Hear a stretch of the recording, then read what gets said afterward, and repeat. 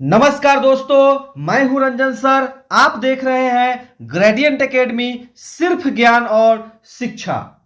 हमारा यह video BPSC के द्वारा आयोजित की जाने वाली प्रधान शिक्षक परीक्षा की तैयारी से संबंधित है।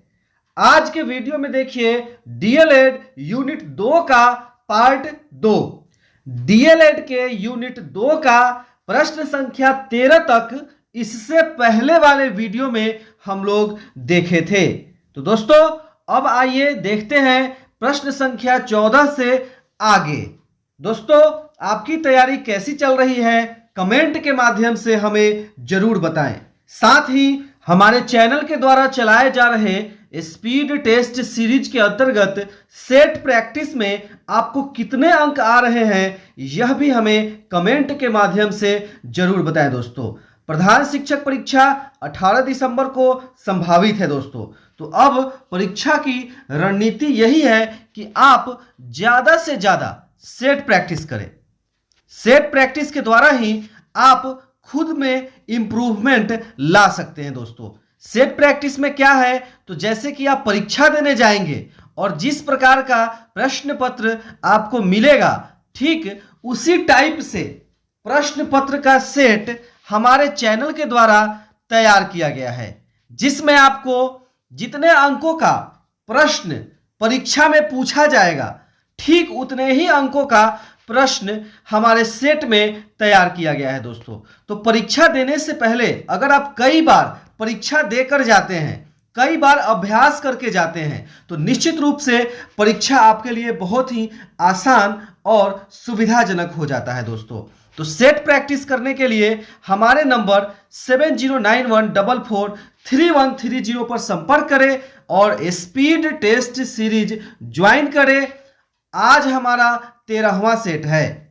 आज 30 नवंबर 2022 है और हमारा 12 सेट कंप्लीट हो चुका है। आज 13वां सेट है और हम लोगों का टारगेट है कम से कम 25 सेट जरूर पूरा कर लें परीक्षा से पहले। तो जो भी लोग अभी तक स्पीड टेस्ट सीरीज ज्वाइन नहीं किए हैं, वे लोग 7091443130 पे कांटेक्ट करें और 20 रुपए प्रति सेट, बहुत ही कम प्राइस है दोस्तों, रुपया 20 प्रति सेट की दर से आप सेट प्रैक्टिस कर सकते हैं। सेट और उसका आंसर की आपको व्हाट्सएप पे सेंड कर दिया जाएगा या फिर आपको एक व्हाट्सएप ग्रुप में जोड़ दिया जाएगा दोस्तों, जिसमें बहुत सारे लोग हैं जो सेट प्रैक्टिस प्रतिदिन कर रहे हैं। तो परीक्षा की यही रणनीति है अभी की कि आप सेट प्रैक्टिस करके जाएं। तो आइए दोस्तों हम लोग शुरू करते हैं इस वीडियो को और बढ़ते हैं 14वें प्रश्न की ओर, क्योंकि 13 नंबर तक का प्रश्न इससे पहले वाले वीडियो में हम लोग कर चुके हैं। तो ये प्रश्न काफी महत्वपूर्ण है, डीएलएड के यूनिट 2 से है दोस्तों। तो दोस्तों अंत तक जरूर देखिए इस वीडियो को। यहां मैं आप लोगों को 8 यूनिट का महत्वपूर्ण प्रश्न कराऊंगा दोस्तों। तो चैनल के साथ बने रहें। यदि आप इस चैनल पर नए हैं तो चैनल को कर लीजिए सब्सक्राइब, वीडियो को कर दीजिए लाइक और ज़्यादा से ज़्यादा अपने दोस्तों में शेयर कर दीजिए दोस्तों।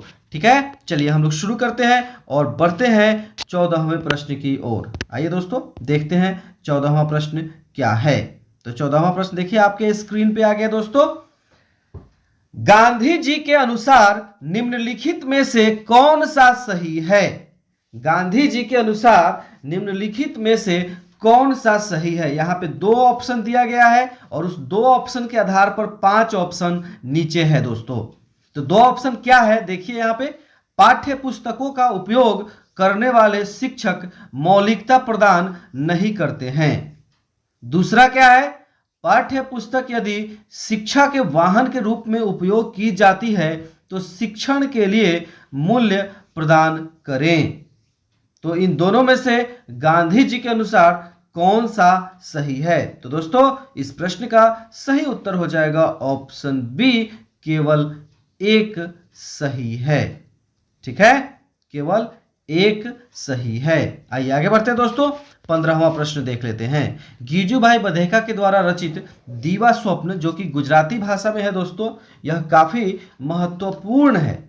ठीक है, और इसी के आधार पर आपसे कई प्रश्न पूछे जाएंगे। आइए दोस्तों देखते हैं कौन कौन से महत्वपूर्ण प्रश्न हैं। गीजूभाई बधेका का पूरा नाम क्या था? सबसे पहला महत्वपूर्ण प्रश्न बनता है दोस्तों कि गीजूभाई बधेका का पूरा नाम क्या था?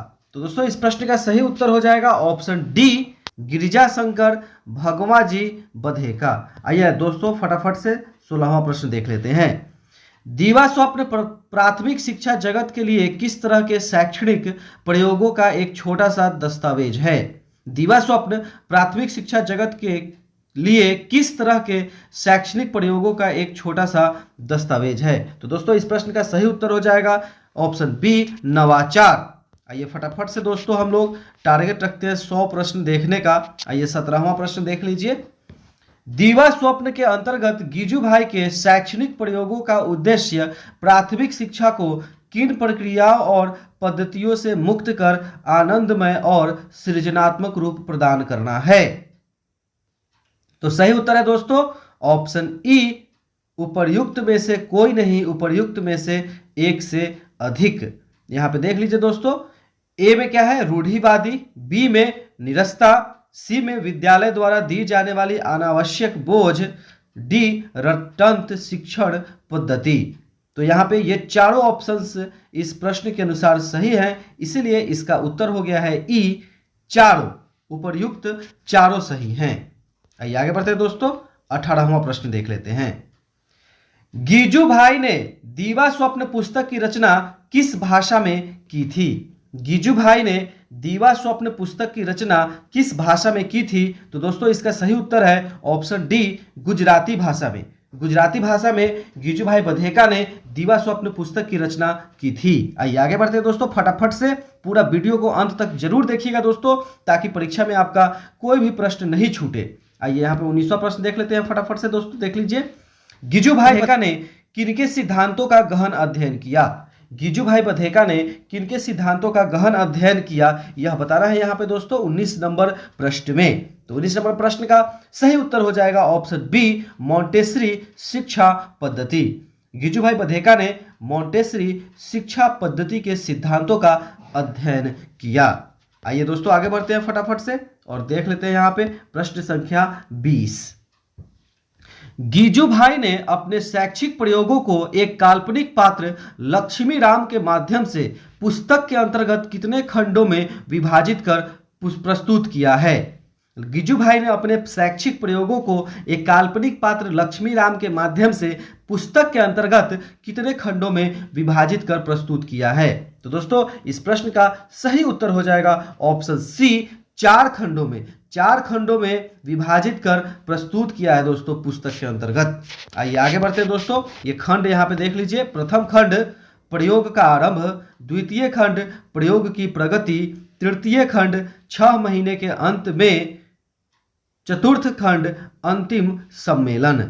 ठीक है दोस्तों, ये 4 खंड में गीजूभाई बधेका का पुस्तक दीवा स्वप्न बटा हुआ है। अब आइए आगे बढ़ते हैं दोस्तों, 21 नंबर प्रश्न देखते हैं यहाँ पे।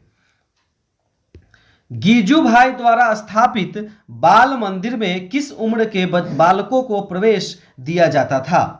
गीजूभाई द्वारा स्थापित बाल मंदिर में किस उम्र के बालकों को प्रवेश दिया जाता था? ये 4 ऑप्शन है दोस्तों, और ऑप्शन ई में है 5वां, कोई नहीं या एक से अधिक। तो हमें कमेंट के माध्यम से दोस्तों जरूर बताएं यदि आप इस प्रश्न का उत्तर जानते हैं तो 21 नंबर प्रश्न का उत्तर हो जाएगा ऑप्शन सी, 2.5 वर्ष से लेकर 6 वर्ष तक के बालकों को गीजूभाई द्वारा स्थापित बाल मंदिर में प्रवेश दिया जाता था। चलिए आगे बढ़ते हैं दोस्तों, 22वां प्रश्न देख लेते हैं फटाफट से।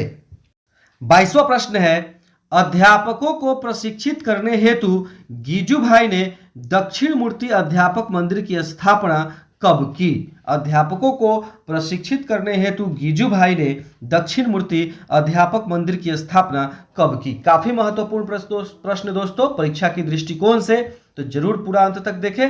तो 22 का सही उत्तर हो जाएगा दोस्तों ऑप्शन ए, 1920 ईस्वी में। आइए आगे बढ़ते हैं दोस्तों, 23वां प्रश्न देख लेते हैं फटाफट से।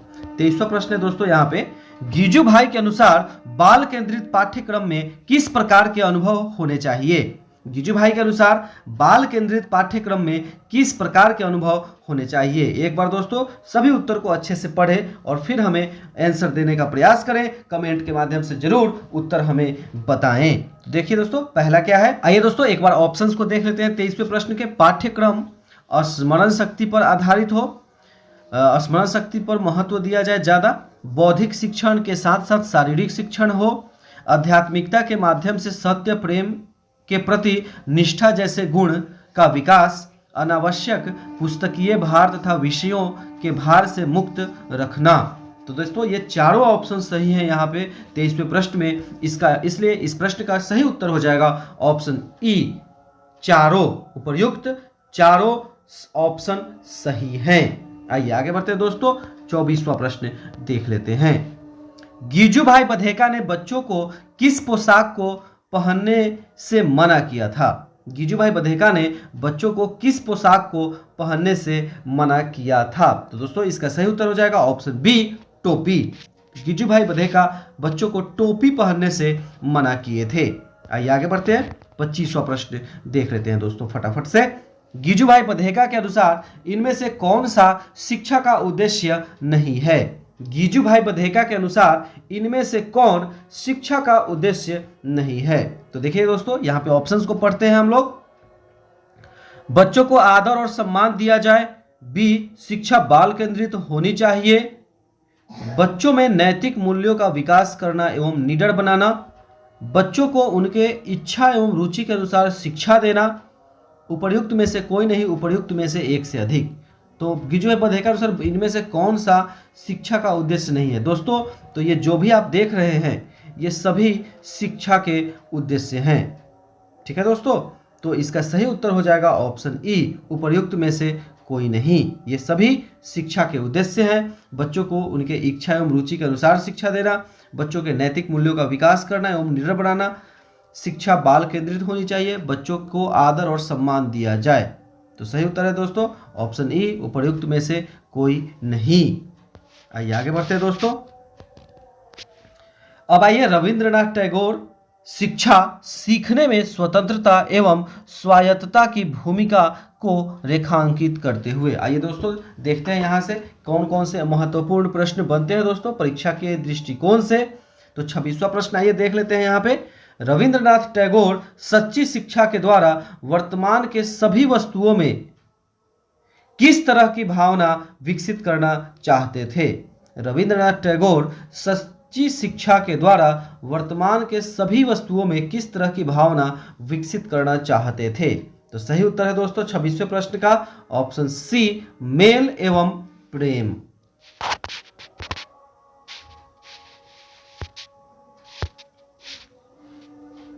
आइए आगे बढ़ते हैं दोस्तों, 27वां प्रश्न देख लेते हैं। रविंद्रनाथ टैगोर का पूरा नाम क्या था। रविंद्रनाथ टैगोर का पूरा नाम क्या था। तो इसका सही उत्तर है ऑप्शन ए, रविंद्रनाथ ठाकुर। आइए आगे बढ़ते हैं दोस्तों, 28वां प्रश्न फटाफट से देख लेते हैं। रविंद्रनाथ टैगोर को और किस नाम से जाना जाता था। रविंद्रनाथ टैगोर को और किस नाम से जाना जाता है। तो सही उत्तर है दोस्तों ऑप्शन बी, गुरुदेव जी। गुरुदेव जी कहा जाता था रविंद्रनाथ टैगोर को, गुरुदेव। आइए आगे बढ़ते हैं, 29वां प्रश्न यहाँ पे देख लेते हैं दोस्तों। रविंद्रनाथ टैगोर का जन्म कब हुआ था। काफी महत्वपूर्ण प्रश्न दोस्तों, एकदम परीक्षा के दृष्टिकोण से सभी प्रश्न VVI वेरी वेरी इंपॉर्टेंट है। एक भी प्रश्न नहीं छोड़िएगा दोस्तों, पूरा जरूर देखिएगा इस वीडियो को। और अभी तक यदि आप PDF प्राप्त नहीं किए हैं स्टडी मटेरियल का और प्रैक्टिस सेट ज्वाइन नहीं किए हैं तो हमारे इस नंबर पर संपर्क करें 7091443130 और जल्द से जल्द पूरा स्टडी मटेरियल लें और जितना अधिक से अधिक संभव हो उतनी तैयारी करके जाएं परीक्षा देने के लिए। और सेट प्रैक्टिस तो दोस्तों ये आपका सबसे पहला रणनीति है परीक्षा के लिए, वो जरूर एक एक प्रैक्टिस बनाएं। आइए 29वां प्रश्न देख लेते हैं दोस्तों यहाँ पे।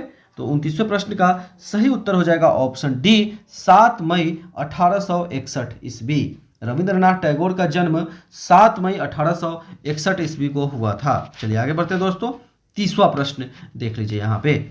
रविंद्रनाथ टैगोर का जन्म स्थल कहाँ है। रविंद्रनाथ टैगोर का जन्म स्थल कहाँ है। तो सही उत्तर है दोस्तों ऑप्शन बी, कलकत्ता। आइए आगे बढ़ते हैं, 31वां प्रश्न देख लीजिए। रविंद्रनाथ टैगोर की मृत्यु कब हुई?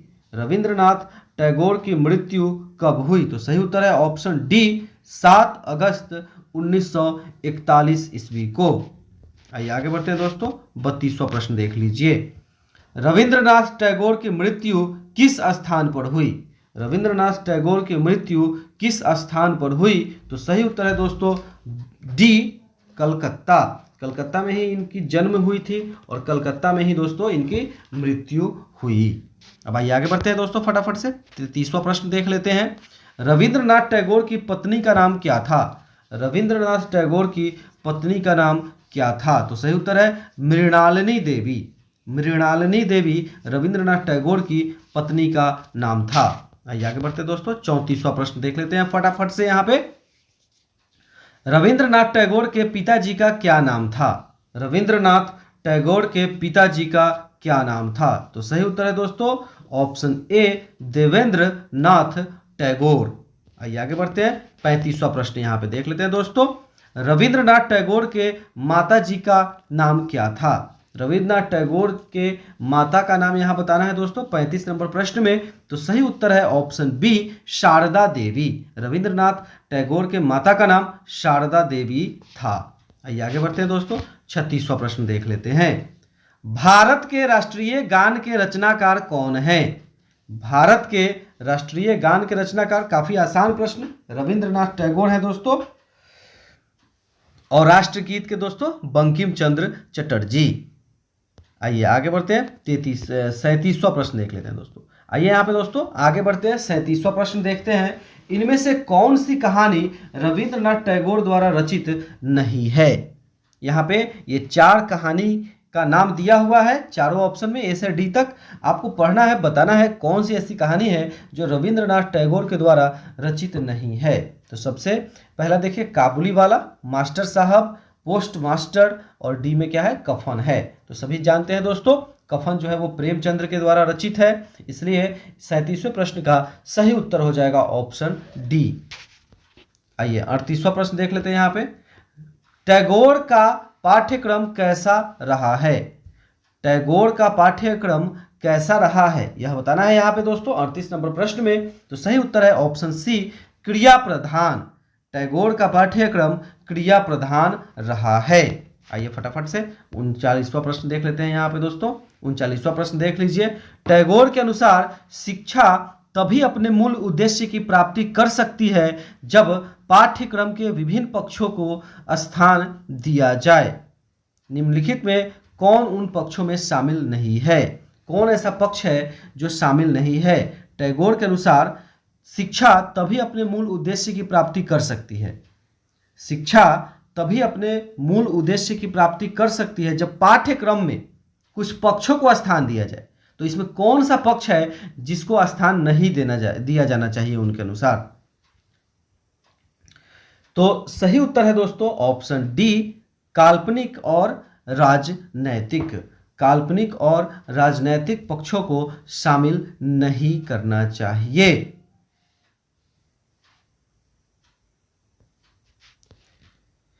40वां प्रश्न देख लीजिए दोस्तों। रविंद्रनाथ टैगोर ने पाठ्यक्रम में विषयों के साथ साथ विभिन्न क्रियाओं तथा पाठ्यांतर क्रियाओं को सम्मिलित किया है। निम्नलिखित में कौन एक पाठ्यांतर क्रिया है? 40 नंबर प्रश्न में बताना है निम्नलिखित में कौन एक पाठ्यांतर क्रिया है। तो सही उत्तर है दोस्तों ऑप्शन डी समाज सेवा। अब आइए दोस्तों काफ़ी महत्वपूर्ण टॉपिक मारिया मॉन्टेसरी ग्रहणशील मन पुस्तक से विकास के क्रम शीर्षक अध्याय बच्चों के सीखने के संबंध में विशेष पद्धति को रेखांकित करते हुए एकदम to the point to the syllabus दोस्तों यहाँ पे प्रश्न आपको मिलेंगे।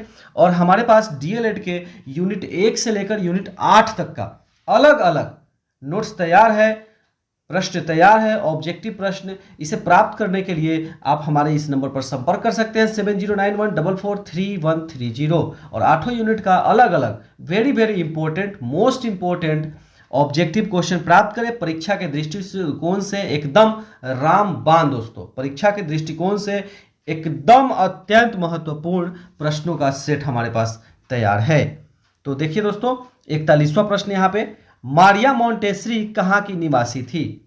मारिया मॉन्टेसरी कहाँ की निवासी थी तो इस प्रश्न का सही उत्तर है दोस्तों option B, Italy. Maria Montessori Italy की निवासी थी। मोंटेसरी इटली, देखिए मोंटेसरी में भी ट है और इटली में भी ट है, तो याद रखिएगा मोंटेसरी ट इटली। ठीक है, चलिए आइए 42वां प्रश्न यहाँ पे देखिए दोस्तों। मारिया मोंटेसरी ने मंदबुद्धि बालकों के पिछड़ेपन का कारण माना है। मारिया मोंटेसरी ने मंदबुद्धि बालकों के पिछड़ेपन का कारण क्या माना है दोस्तों, ये बताना है यहाँ पे इस प्रश्न में। तो सही उत्तर है ऑप्शन डी, परिवेश की विभिन्नता। उन्होंने परिवेश की विभिन्नता को मंदबुद्धि बालकों के पिछड़ेपन का कारण माना है। चलिए आगे बढ़ते हैं दोस्तों, 43वां प्रश्न देख लेते हैं। मारिया मोंटेसरी द्वारा विकसित की गई शिक्षा एवं प्रशिक्षण की विधि का क्या नाम था। मारिया मोंटेसरी द्वारा विकसित की गई शिक्षा एवं प्रशिक्षण की विधि का क्या नाम था। तो सही उत्तर है दोस्तों ऑप्शन डी, मोंटेसरी विधि। आइए आगे बढ़ते हैं, 44वां प्रश्न देख लेते हैं दोस्तों। मारिया मोंटेसरी के आधुनिक अवधारणा के अनुसार मनुष्य की 3 अवस्थाएं होती हैं। इसमें प्रथम अवस्था का काल है। मारिया मोंटेसरी यह मानती थी आधुनिक अवधारणा के अनुसार कि मनुष्य की 3 अवस्थाएं होती हैं। तो इसमें सबसे पहले अवस्था का क्या काल है, क्या समय है, यह बताना है यहाँ पे आपको 44 नंबर प्रश्न में दोस्तों। तो सही उत्तर है ऑप्शन सी, जन्म से 6 वर्ष तक। मारिया मोंटेसरी जन्म से 6 वर्ष तक प्रथम अवस्था मानती थी।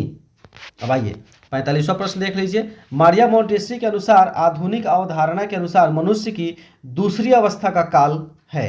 मनुष्य की पहली अवस्था दोस्तों 0 से 6 वर्ष हो गई जन्म से, और आपको यहाँ पे दूसरी अवस्था का काल बताना है। तो इसका सही उत्तर है ऑप्शन डी, 6 से 12 वर्ष। 6 वर्षों के अंतराल उन्होंने लिया है यहाँ पे अवस्था में। और 46वां प्रश्न देख लीजिए।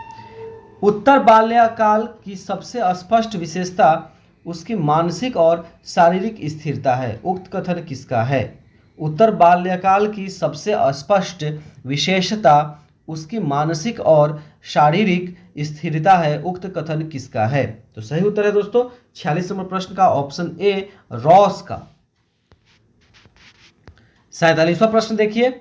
मारिया मोंटेसरी के अनुसार मनुष्य की तीसरी अवस्था का काल है। तीसरी अवस्था का समय क्या है ये बताना है। तो ऑप्शन सी, 12 से 18 वर्ष तक। 12 वर्ष से 18 वर्ष तक। चलिए इसका सही उत्तर है सी। अब आइए 48वां प्रश्न देखते हैं। मारिया मोंटेसरी के अनुसार युवकों को परिपक्व बनाती है। मारिया मोंटेसरी के अनुसार युवकों को निम्न ऑप्शन में से कौन ऑप्शन है जो परिपक्व बनाती है। तो सही उत्तर होगा दोस्तों ऑप्शन बी, सक्रिय कार्य और अनुभव। मारिया मोंटेसरी के अनुसार सक्रिय कार्य और अनुभव युवकों को परिपक्व बनाती है। चलिए 49वां प्रश्न देख लेते हैं यहाँ पे। मारिया मोंटेसरी के अनुसार बच्चों में किस तरह की बुद्धि होती है। मारिया मोंटेसरी के अनुसार बच्चों में किस तरह की बुद्धि होती है ये बताना है दोस्तों। यदि आप इस प्रश्न का उत्तर जानते हैं कमेंट के माध्यम से प्रश्न संख्या के साथ हमें अपना उत्तर जरूर बताएं। तो इस प्रश्न का सही उत्तर है ऑप्शन बी, संकल्प शून्य। संकल्प शून्य। तो आइए आगे बढ़ते हैं, 50वां प्रश्न देख लेते हैं यहाँ पे दोस्तों। 50वां प्रश्न है, लिखाई का काम पढ़ाई के कार्य से पूर्व शुरू होना चाहिए क्योंकि लिखाई पढ़ाई की अपेक्षा सरल है। लेखन शिक्षण के संदर्भ में यह मत किसने व्यक्त किया है। दोस्तों किसने यह मत व्यक्त किया है कि लिखाई का काम पढ़ाई के कार्य से पूर्व शुरू होना चाहिए। तो सही उत्तर है दोस्तों इस प्रश्न का ऑप्शन ए, मारिया मोंटेसरी। आइए आगे बढ़ते हैं, 51 नंबर प्रश्न देख लेते हैं। मारिया मोंटेसरी ने अपना स्कूल चिल्ड्रेन होम बाल गृह की स्थापना कब की। मारिया मोंटेसरी ने अपने स्कूल चिल्ड्रेन होम बाल गृह की स्थापना कब की। तो इस प्रश्न का सही उत्तर है ऑप्शन सी, 1907 ईस्वी में। आइए आगे बढ़ते हैं, 52 नंबर प्रश्न देखिए दोस्तों। मोंटेसरी शिक्षण पद्धति का पाठ्यक्रम कितने भागों में विभाजित है। मोंटेसरी शिक्षण पद्धति का पाठ्यक्रम कितने भागों में विभाजित है। तो सही उत्तर है दोस्तों ऑप्शन सी, 4 भागों में विभाजित है। आइए 53वां प्रश्न देख लेते हैं। मारिया मोंटेसरी ने निम्नलिखित में से कौन कौन से गतिविधियों का आविष्कार किया। दोस्तों इन ऑप्शंस को आपको पढ़ना है और ये देखना है कि मारिया मोंटेसरी के द्वारा कौन कौन सी शिक्षण विधि का आविष्कार किया गया है। तो सही उत्तर हो जाएगा दोस्तों 53 का ई। उपर्युक्त में से कोई नहीं, उपर्युक्त में से एक से अधिक, क्योंकि यहाँ पे लकड़ी के कटे अक्षर का भी बनाया दोस्तों, चित्रकार के द्वारा भी उन्होंने बताया, छिद्रों वाला तख्ता के द्वारा भी, और भिन्न भिन्न रंगों की टिकिया, ये सभी विधियों का आविष्कार मारिया मोंटेसरी के द्वारा किया गया है। आइए आगे बढ़ते हैं। 54वां प्रश्न देख लीजिए। मोंटेसरी विधि का उपनाम क्या है? मोंटेसरी विधि का उपनाम क्या है? काफी महत्वपूर्ण प्रश्न है दोस्तों यह 54 नंबर। तो सही उत्तर है ऑप्शन बी, साहचर्य। मोंटेसरी विधि का उपनाम है साहचर्य। 55 नंबर प्रश्न देखिए। प्रथम अंतर्राष्ट्रीय मोंटेसरी प्रशिक्षण पाठ्यक्रम का आयोजन कब हुआ? प्रथम अंतर्राष्ट्रीय मोंटेसरी प्रशिक्षण पाठ्यक्रम का आयोजन कब हुआ? तो सही उत्तर है दोस्तों ऑप्शन बी, 1913 ईस्वी में। चलिए आगे बढ़ते हैं फटाफट से दोस्तों। 56 नंबर प्रश्न देख लेते हैं। मोंटेसरी किस उम्र के बालकों के लिए प्रयोग में लाई जाने वाली पद्धति है? मोंटेसरी, यहाँ पद्धति पढ़े दोस्तों, मोंटेसरी पद्धति किस उम्र के बालकों के लिए प्रयोग में लाई जाने वाली पद्धति है? तो सही उत्तर है दोस्तों ऑप्शन डी, 2.5 साल से लेकर 6 वर्ष तक। आइए 57वां प्रश्न देख लेते हैं फटाफट से यहाँ पे दोस्तों। 57वां प्रश्न देखिए। मारिया मोंटेसरी ने पहले मानसिक रूप से कमजोर या विकलांग बच्चों की शिक्षा के लिए जो सिद्धांत प्रतिपादित किए, उन्हें बाद में सामान्य शिशुओं की शिक्षा पर लागू किया। निम्नलिखित में वो कौन कौन से सिद्धांत हैं? ठीक है दोस्तों, मारिया मोंटेसरी ने सबसे पहले मानसिक रूप से कमजोर बच्चों के लिए, विकलांग बच्चों के लिए शिक्षा का कुछ सिद्धांत प्रतिपादित किया। बाद में उन सिद्धांतों को सामान्य शिशुओं की शिक्षा पर लागू कर दिया गया। तो वो सिद्धांत कौन कौन से हैं दोस्तों? इन ऑप्शंस को पढ़ के आपको बताना है 57 नंबर का। तो सबसे पहला यहाँ देखिए स्वतंत्रता का सिद्धांत, बी देखिए मनोविज्ञान का सिद्धांत, सी स्वशिक्षा का सिद्धांत, डी व्यक्तिक विकास का सिद्धांत। ये चारों सिद्धांत दोस्तों सही हैं। तो इसका सही उत्तर क्या हो जाएगा? ऑप्शन ई, उपर्युक्त में चारों। 58 नंबर प्रश्न देखिए। मोंटेसरी ने कितने तरह के बच्चों को प्रशिक्षित करने का सुझाव दिया? मोंटेसरी ने कितने तरह के बच्चों को प्रशिक्षित करने का सुझाव दिया? तो सही उत्तर हो जाएगा ऑप्शन बी, 3 तरह के बच्चों को प्रशिक्षित करने का सुझाव दिया। आइए 59वां प्रश्न देख लेते हैं यहाँ पे दोस्तों फटाफट से। मोंटेसरी विधि में लिखना पढ़ने से पहले सिखाया जाता है। उनके अनुसार पढ़ना मानसिक विकास से संबंधित है, जबकि लिखना किससे संबंधित है? तो 59वें प्रश्न का सही उत्तर हो जाएगा ऑप्शन बी, केवल अनुकरण। ठीक है दोस्तों, मोंटेसरी विधि में लिखना पहले सिखाया जाता है, पढ़ने से पहले लिखना सिखाया जाता है। क्यों? क्योंकि पढ़ना जो है वो मानसिक विकास से संबंधित है, ठीक है, और लिखना क्या है? अनुकरण से संबंधित है, देख देख के सीखता है लिखने का बच्चा। तो इसलिए इसका सही उत्तर हो जाएगा दोस्तों ऑप्शन बी, केवल अनुकरण। 60वां प्रश्न देख लीजिए यहाँ पे दोस्तों। मोंटेसरी विधि में सफल डायरेक्टर्स अध्यापिका वही है हो सकता है जिसे ज्ञान हो। क्या चीज का ज्ञान हो दोस्तों? इन ऑप्शंस में से किसका ज्ञान हो मोंटेसरी विधि में सफल डायरेक्टर्स अध्यापिका के लिए? तो सही उत्तर है दोस्तों ऑप्शन ई, जो भी आप देख रहे हैं ऑप्शन में दोस्तों, इन सब का ज्ञान होना चाहिए। बाल मनोविज्ञान का विस्तृत ज्ञान, प्रयोगशाला पद्धति का ज्ञान, वैज्ञानिक संस्कृति, प्रयोगवादी मनोविज्ञान का ज्ञान, इन सभी का ज्ञान होना चाहिए दोस्तों एक सफल डायरेक्टर्स को मोंटेसरी विधि में। आइए आगे बढ़ते हैं दोस्तों। अब देखते हैं, अब आइए दोस्तों देखते हैं ज्योतिबा फुले हंटर आयोग 1882 को दिया गया बयान शैक्षिक, सामाजिक एवं सांस्कृतिक असमानता को रेखांकित करते हुए। तो ये दोस्तों 61वां प्रश्न देख लेते हैं। ज्योतिबा फुले ने शिक्षा के संबंध में किस आयोग के सामने गवाही दी? ज्योतिबा फुले ने शिक्षा के संबंध में किस आयोग के सामने गवाही दी? तो दोस्तों इस प्रश्न का सही उत्तर है ऑप्शन सी, हंटर कमीशन। 62वां प्रश्न देखिए यहाँ पे। हंटर कमीशन शिक्षा आयोग किस गवर्नर जनरल द्वारा नियुक्त किया गया था? हंटर कमीशन शिक्षा आयोग किस गवर्नर द्वारा नियुक्त किया गया था दोस्तों, ये बताना है यहाँ पे इस प्रश्न में। तो इसका सही उत्तर हो जाएगा ऑप्शन सी, लॉर्ड रिपन। आइए 63वां प्रश्न देख लेते हैं। ज्योतिबा फुले ने स्त्री को समानता दिलाने के लिए सबसे पहले क्या किया? ज्योतिबा फुले ने स्त्री को समानता दिलाने के लिए सबसे पहले क्या किया? तो इस प्रश्न का सही उत्तर हो जाएगा ऑप्शन बी, नई विवाह विधि की रचना की। नई विवाह विधि की रचना की। आइए 64वां प्रश्न देख लेते हैं फटाफट से दोस्तों।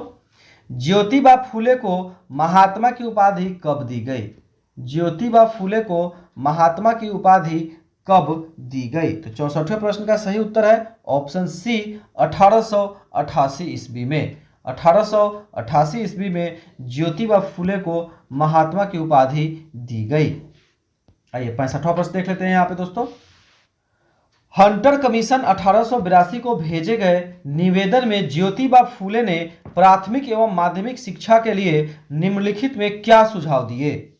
हंटर कमीशन 1882 को भेजे गए निवेदन में ज्योतिबा फुले ने प्राथमिक एवं माध्यमिक शिक्षा के लिए निम्नलिखित में से क्या सुझाव दिए?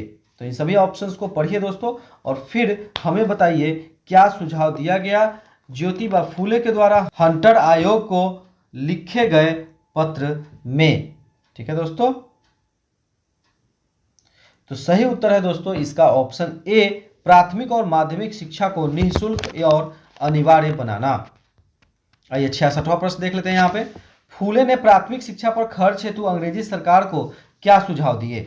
फुले ने प्राथमिक शिक्षा पर खर्च हेतु अंग्रेजी सरकार को क्या सुझाव दिए? तो सही उत्तर है इसका ऑप्शन डी, सरकार जो किसानों से टैक्स लेती है उनका आधा हिस्सा केवल प्राथमिक शिक्षा पर खर्च करे। आइए आगे बढ़ते हैं, 67वां प्रश्न देखते हैं। हंटर कमीशन को भेजे गए निवेदन में ज्योतिबा फुले ने प्राथमिक विद्यालय के शिक्षक को किस वर्ग से चुनने की मांग की? देखिए काफी महत्वपूर्ण प्रश्न है दोस्तों परीक्षा के दृष्टिकोण से। तो इसका सही उत्तर है ऑप्शन सी, मध्यम वर्ग। चलिए आगे बढ़ते हैं, 68 नंबर प्रश्न देखते हैं। ज्योतिबा फुले ने किनके लिए अलग से स्कूल खोलने का निवेदन किया? ज्योतिबा फुले ने किनके लिए अलग से स्कूल खोलने का निवेदन किया? तो सही उत्तर है दोस्तों ऑप्शन डी, शूद्र वर्ग। शूद्र वर्ग के लिए अलग से स्कूल खोलने का निवेदन किया। अब आइए दोस्तों 69वां प्रश्न देख लेते हैं यहाँ पे। ज्योतिबा फुले ने शिक्षा में किस तरह के विषय होने की वकालत की? ज्योतिबा फुले ने शिक्षा में किस तरह के विषय होने की वकालत की? तो सही उत्तर है दोस्तों ऑप्शन डी, उपरोक्त सभी। ये जो भी आप देख रहे हैं ए से सी तक, ये सभी विषयों को होने की वकालत किया गया ज्योतिबा फुले के द्वारा। ग्रामीण क्षेत्रों के लिए स्वतंत्र शिक्षा व्यवस्था हो, गणित, इतिहास, भूगोल, व्याकरण का प्रारंभिक ज्ञान कराया जाए, कृषि संबंधी हर तरह का ज्ञान दिया जाए, साथ ही साथ नीति, आरोग्य तथा सामान्य ज्ञान का भी ज्ञान दिया जाए। 70वां प्रश्न देखिए।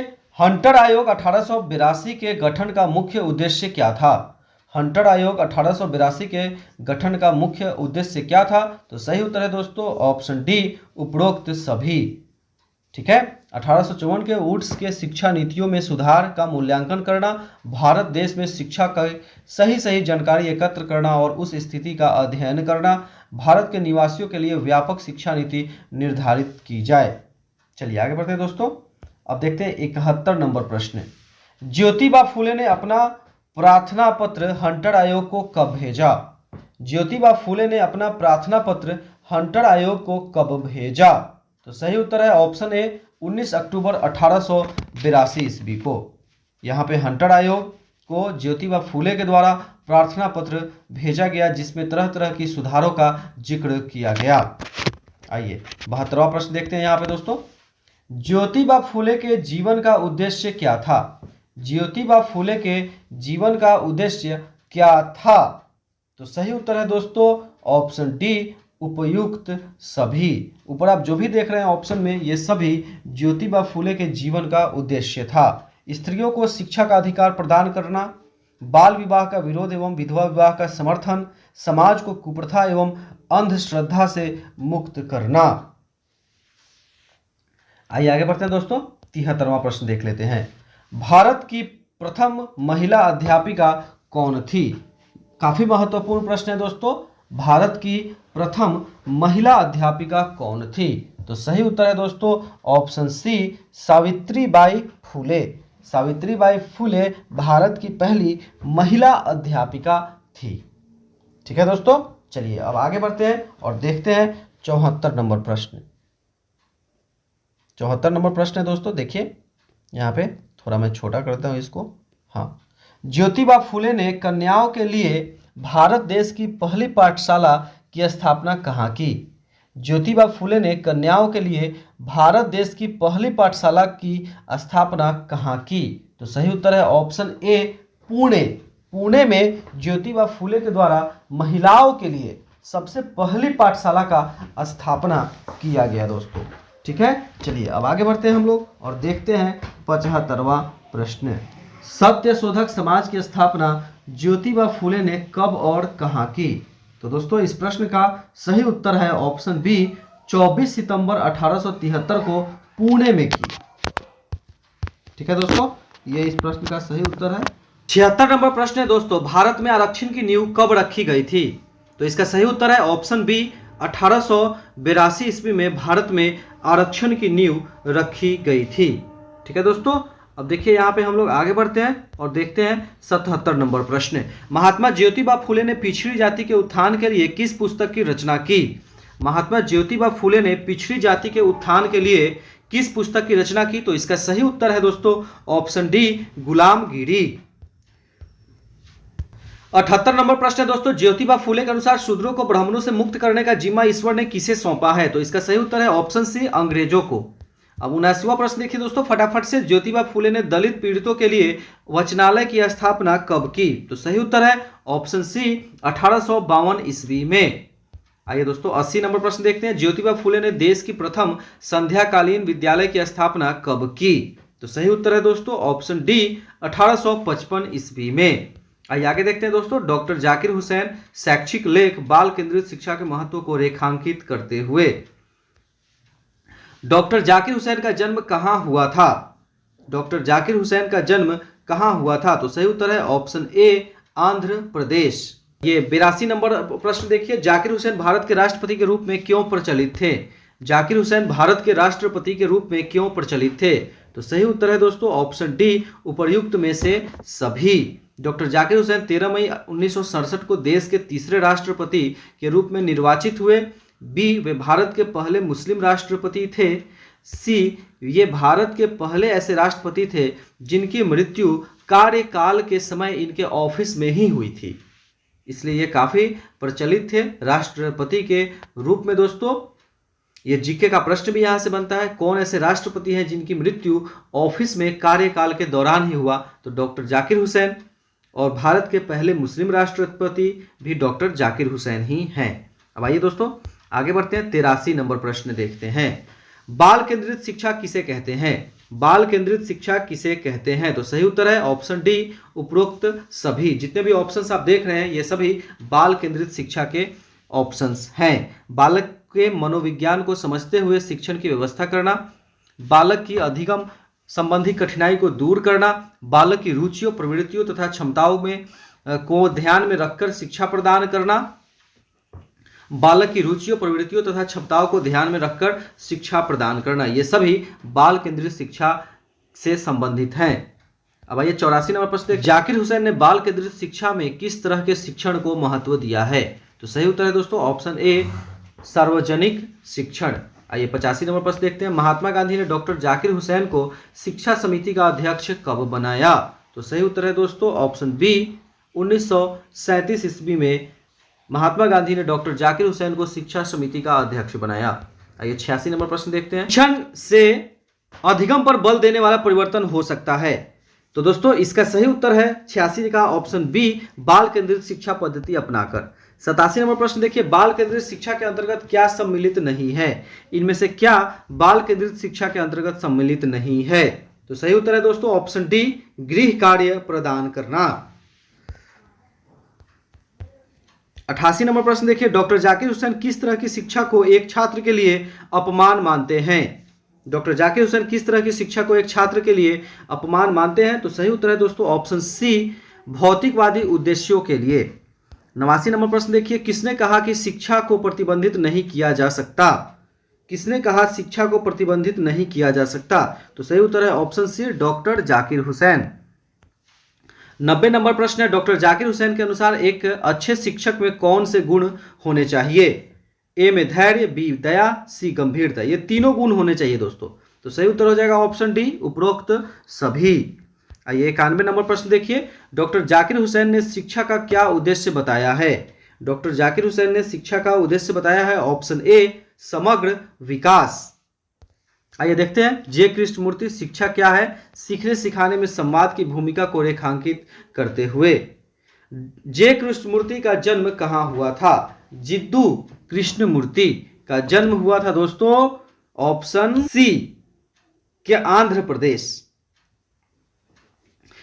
जिद्दू कृष्णमूर्ति का जन्म आंध्र प्रदेश में 12 मई 1895 ईस्वी को हुआ था, जो कि चिंतूर जिले के मदनपल्ली नामक स्थान पर एक तेलुगु ब्राह्मण परिवार में हुआ था।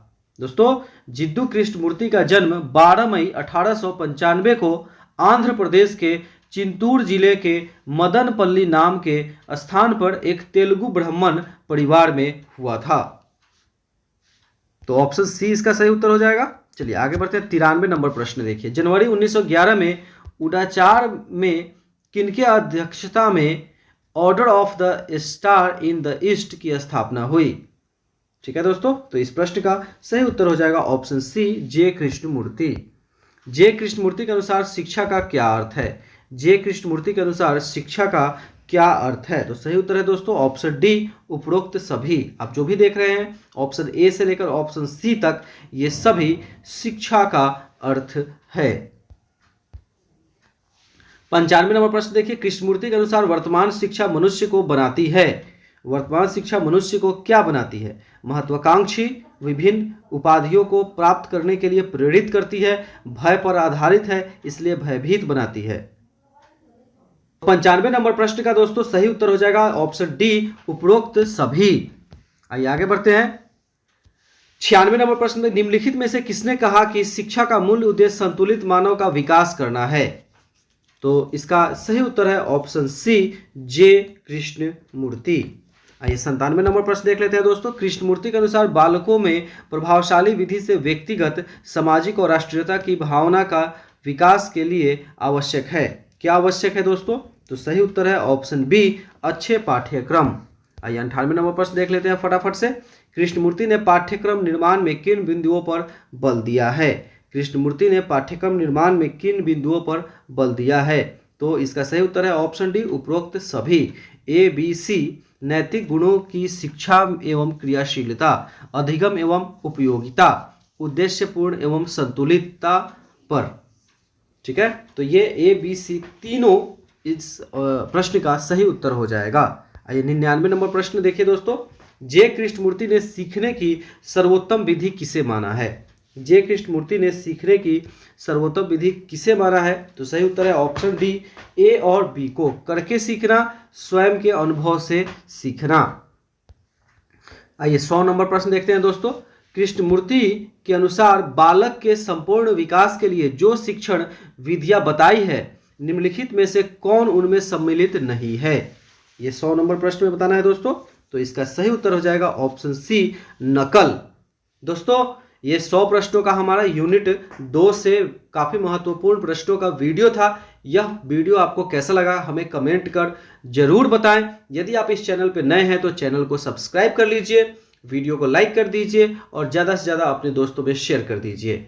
और दोस्तों पीडीएफ और स्पीड टेस्ट सीरीज ज्वाइन करने के लिए हमारे इस नंबर पर संपर्क करें 7091443130 और अपनी तैयारी को संपूर्ण, सटीक एवं सबसे बेहतर करें। दोस्तों हमारे द्वारा चुने हुए सभी प्रश्न पूर्णतः सिलेबस के अनुसार है। दोस्तों हमारे चैनल के द्वारा भटकाया नहीं जाता है दोस्तों, बल्कि आपको बिल्कुल सिलेबस के अनुसार ही ज्ञान प्रदान किया जाता है। तो दोस्तों जल्दी से टेस्ट सीरीज ज्वाइन करें और PDF प्राप्त करें। इस नंबर पे संपर्क करें 7091443130। धन्यवाद।